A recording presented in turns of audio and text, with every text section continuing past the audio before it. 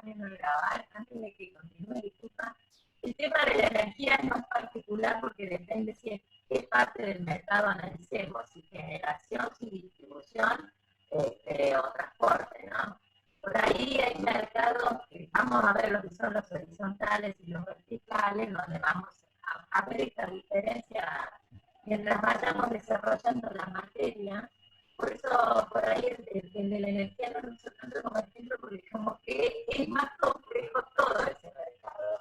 Tiene distintos matices según el punto de vista que yo veo, de la generación, del transporte o de la distribución. Nada, apago acá el silencio. Dale. Gracias, Patri, por el aporte. Sí, a ver, hay un gris siempre entre monopolio, oligopolio. Lo importante también ver es no solo diferenciar claramente cómo es cada... empezar uno a hacer el análisis de ver cuántos oferentes hay, cómo el precio, si tiene mucho o poco poder en cuanto al controlar ese precio, etcétera, ¿no? Pero siempre va a haber grises. Lo iremos viendo a medida que vayamos avanzando en estas clases. Después nos encontramos con los oligopolios, en donde, si bien hay muchos demandantes, ya no hay un solo productor, un solo empresario, sino son varios, 3 o 4, en donde también tienen cierto poderío en el precio, porque es lo que se llama, en la economía se llama carteles, en donde hacen un común acuerdo entre esas empresas para fijar un determinado precio. Entonces vemos cómo los productores siguen teniendo cierto poderío. Puede existir el producto igual, con algunas diferencias. Siguen existiendo fuertes barreras de entrada para nuevos competidores. Suele haber esto, como decía recién, poca acuerdo entre empresas, rivalidades. Muchas empresas tratan de acordar los precios para que cada uno se ocupe de un determinado territorio del mercado, etc.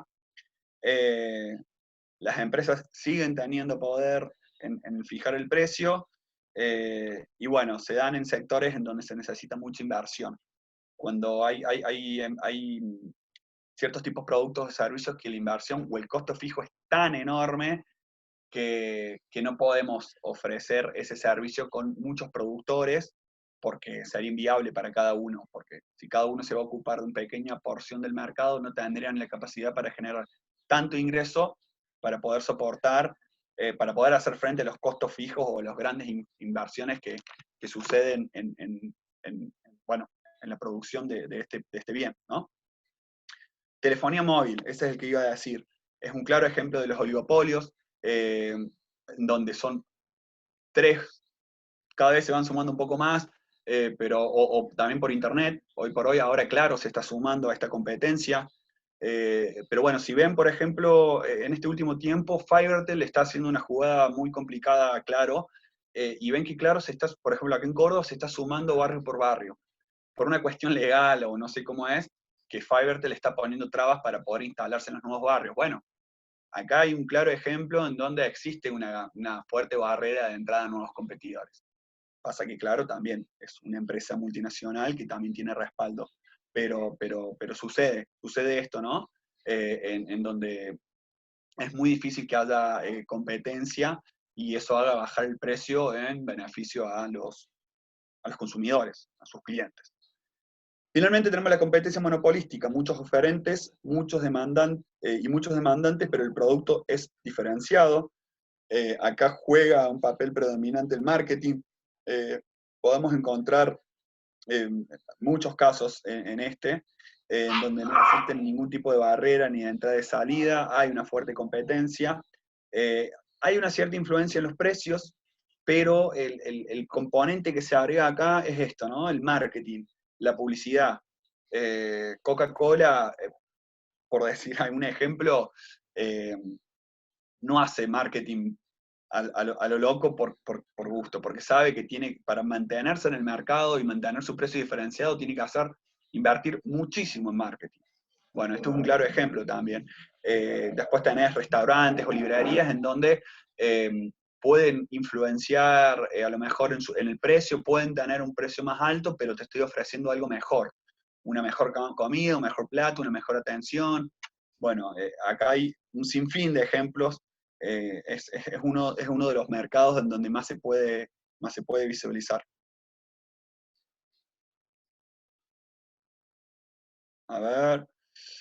Las zapatillas de marca, bueno, sí, también, las zapatillas de marca, la ropa de marca, la ropa deportiva de marca, también es un claro ejemplo. Acá la pipa de Nike o el logo de Adidas tienen una influencia enorme porque ya sabemos que van a tener cierta calidad, que te van a durar en el tiempo, y bueno, vos estás dispuesto a pagar un precio mayor para, sabiendo que este producto te va a dar, las zapatillas te van a durar mucho más para que lo utilices para correr, por ejemplo. Así que juega un rol muy, muy importante el marketing y la estrategia y demás, ¿no? Bueno, habíamos dicho en algún momento, yo le había mencionado el concepto de asimetría. El concepto de asimetría es cuando básicamente no se maneja la misma información. ¿Bien? Hay una desigualdad entre las partes. Estas desigualdades pueden ser entre oferentes o entre oferentes y consumidores, por ejemplo. De información, de capital y de tecnología. La simetría de información se da mucho, mucho, mucho en el mercado financiero, en la compra y venta de bonos. Seguramente si habrán tenido algún interés, habrán leído en algún momento en cómo sabían que el precio del petróleo se iba a disparar en el mercado internacional, entonces empiezan a comprar acciones de empresas petroleras, porque saben que de acá a un mes las acciones van a valer mucho más. Bueno, ahí hubo una información de asimetría, una asimetría de información, mejor dicho, porque hay ciertos accionistas o ciertos bonistas que su trabajo es compra y venta de acciones, tenían esa información y jugaron primero.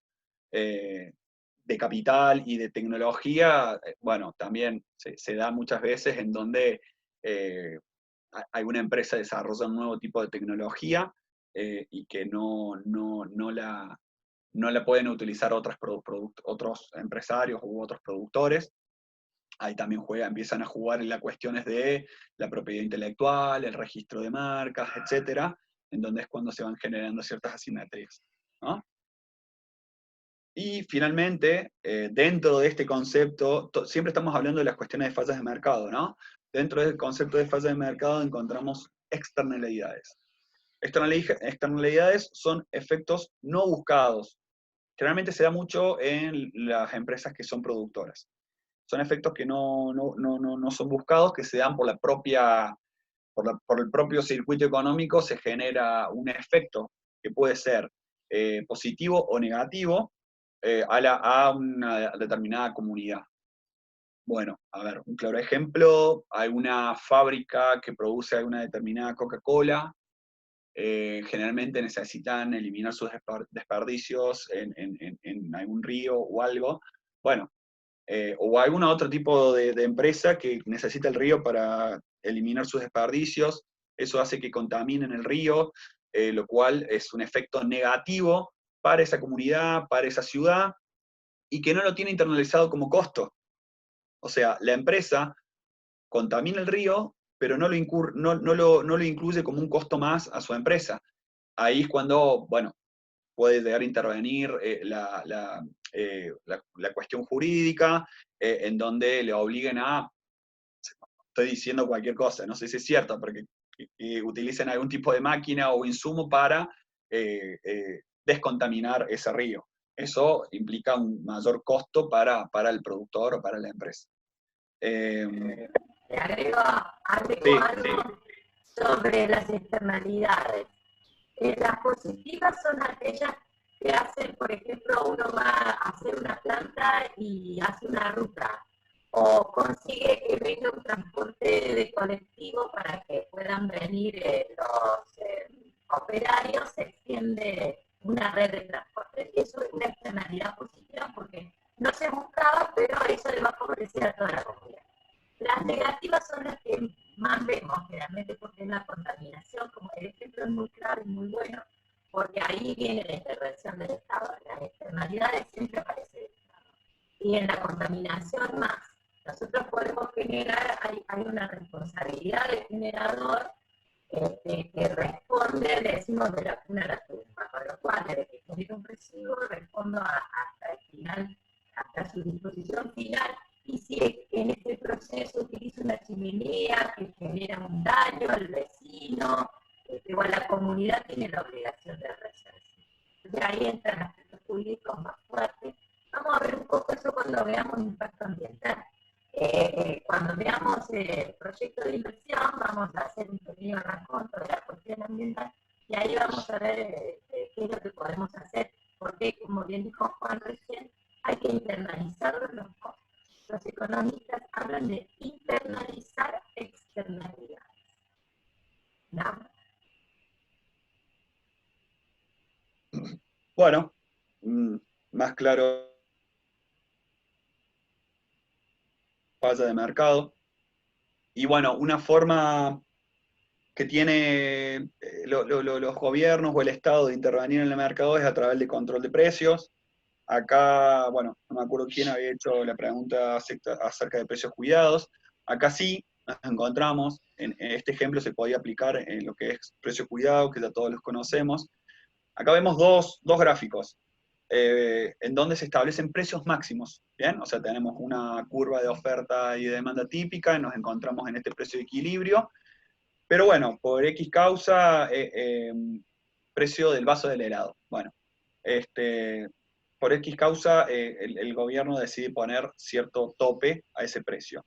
En el gráfico A, no tiene mucho sentido poner ese precio momentáneamente. ¿Por qué? Porque hoy por hoy el precio de equilibrio está por debajo de este precio máximo, que es 4 pesos. Ahora, ¿cuándo serviría poner un precio máximo? Cuando está por debajo de este punto de equilibrio. ¿Qué quiere decir? Que el mercado solo, sin la intervención del gobierno, quiere vender y comprar a 3 pesos. Quiere vender comprar una cierta cantidad a 3 pesos. Pero saquemos el ejemplo de precio de vaso de helado y pongamos todo esto de precio cuidado de ciertas marcas de aceites, de harina, azúcar, leche, etcétera, que por ahí son precios, son bienes esenciales para, sobre todo, familias que pueden acceder, que no tienen un buen ingreso o no están teniendo un empleo formal. Bueno, ponen un precio tope de todos estos bienes o de algún bien que se le ocurra, por debajo del precio de equilibrio, que es el precio que el mercado estaría dispuesto a ofrecer y comprar, y lo pone a 2 pesos. ¿Qué pasa acá? ¿Ven la línea roja en el gráfico B?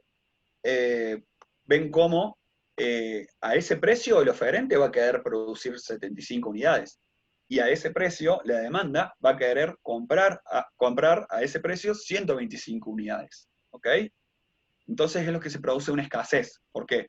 Porque mi demanda es mayor que la oferta que hay en el mercado. Esto es una cuestión, hay siempre una discusión detrás de esto, porque muchos consideran que estos precios regulados no sirven, otros sí, y demás, justamente por esto, porque se genera escasez. Pero bueno, lo cierto es que es un instrumento que utilizan los gobiernos de turno, los estados, para regular ciertos precios.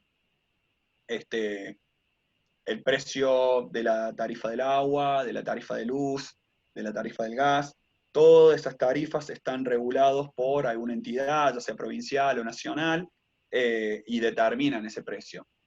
Seguramente si esa regulación no existiera, estas tarifas estarían muy por encima de lo que están hoy. Y ahí nos vemos afectados todos nosotros, ¿no? Que somos los consumidores del agua, el gas y la luz. Y bueno, pero es una necesidad de mantener cierta tarifa para que podamos acceder todos, ¿no? Me gustaría agregar de los precios cuidados que hay un efecto a corto plazo. El gobierno logra el efecto a corto plazo de beneficiar al consumidor porque puede acceder a un bien sobre todo tan necesario, más en situaciones como las que vivimos ahora. Entonces, a corto plazo el efecto es el buscado. El tema es que la escasez se va a generar a largo plazo. A largo plazo puede no ser tan largo, puede ser más mediano. Eso depende de cada producto. Pero básicamente, ¿en qué termina? En que se van a generar segundas manos, porque van a reservarse algunas cosas, y un mercado paralelo a largo plazo, que va, como hay escasez del bien, se genera el mercado paralelo que va a vender a un precio superior al cuidado, a cuál precio debería ser el precio del equilibrio. El caso que pasa con el tipo de cambio, con el dólar, cuando el precio del dólar se fija, se establece un máximo, el mercado genera el dólar blue, el mercado paralelo, que no lo voy a conseguir en el mercado oficial del Banco Nación, sino que voy a tener que ir al arbolito a comprarle el precio de que esa sería lo que hay que diferenciar de los efectos. En el bond, que también está subido al plazo, están también los precios mínimos que tratan de favorecer al productor. Cuando uno establece, es al revés, el mínimo está por encima del punto del equilibrio, porque yo quiero favorecer la producción de determinado bien que de otro modo no lo produciría. Ahora, a corto plazo lo van a hacer, a largo plazo si no lo pueden vender, si no establezco algún otro tipo de política como para que tenga éxito. Acá pregunta, ¿qué se opina de los controles de precios que se están haciendo? Y lo que ocurre es que el control de precios es necesario en esta situación, porque si no, entre la cuarentena que ha detenido un parate en la oferta y el incremento de la demanda, va a llevar a aumentos de precios muy importantes. El Estado tiene que intervenir. ¿Para qué? Para lograr la equidad, porque además está la distribución del ingreso, y en este momento hay un parate a nivel de los ingresos. Entonces yo creo que es importante. Lo que pasa es que esta situación no se va a poder sostener a largo plazo, porque nunca es sostenible a largo plazo. Hay que buscar otro tipo de política que incentive la economía para que se pueda llegar al precio del equilibrio y todos ganen. O sea, a corto plazo está bien. Ahora salimos de la coyuntura, después vamos a ver. Y fuera de la cuarentena, hay que ver. Son varios los factores que entran en juego. Si la cuarentena no es tan larga, hay tiempo de que la economía vuelva a tener movimiento. Si esto se escapa, hay que tener un equilibrio. No sé, Juan, si tenés otra opinión para agregar. Sí, o sea, dentro de la cuarentena no hay mucha discusión, me parece que es necesario bueno, por cómo se ve afectado todo, es una situación bastante excepcional. Fuera de la cuarentena, los precios cuidados ya vienen de años anteriores.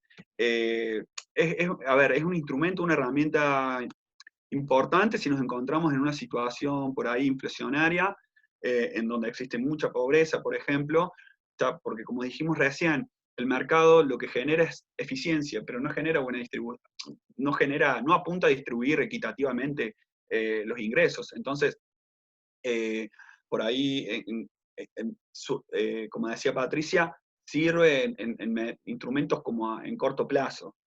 Vos no podés sostener a largo plazo una regulación de precios imprescindibles para cualquier tipo de familia en el tiempo, porque esto genera escasez, como vimos recién, etc. Pero bueno, hay ciertos contextos que hacen necesario este tipo de política, y en paralelo tienen que existir otras políticas, porque este no es el único instrumento o el mejor instrumento que uno tiene para combatir. En paralelo vas a cuidar los precios, pero bueno, empezar a generar empleo, para que estas personas que por ahí no tenían un empleo formal lo puedan tener y pueden acceder a un precio más alto de estos productos que estaban regulados, más o menos. Pero bueno, tenemos para discutir esas cuestiones para rato, digamos. Bueno,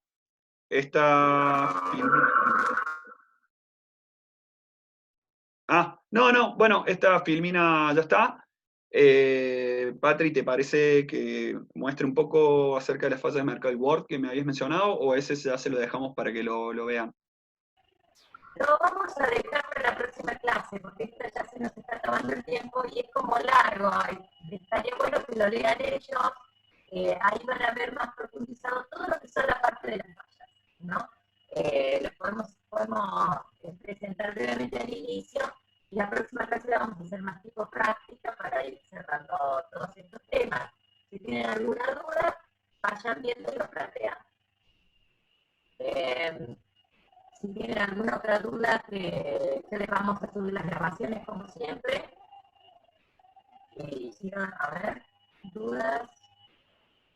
Sí, la acabo de subir antes de empezar la clase, esta presentación. Y el Word de fallas del mercado también está subida. Ahora le voy a subir la grabación de esta clase. Vamos a subirlo. En Classroom. Todo se sube en Classroom. Así tienen que ir a bajarlo. Bien. Bueno, si no hay más nada, que pasen un hermoso fin de semana y nos estaremos viendo el lunes a la hora de siempre. Hasta el lunes. Muchas gracias, muchas gracias. Buen fin de semana a todos. Nos vemos. Adiós. Adiós. Un gusto darles clase de esta forma. Gracias por la colaboración de todos.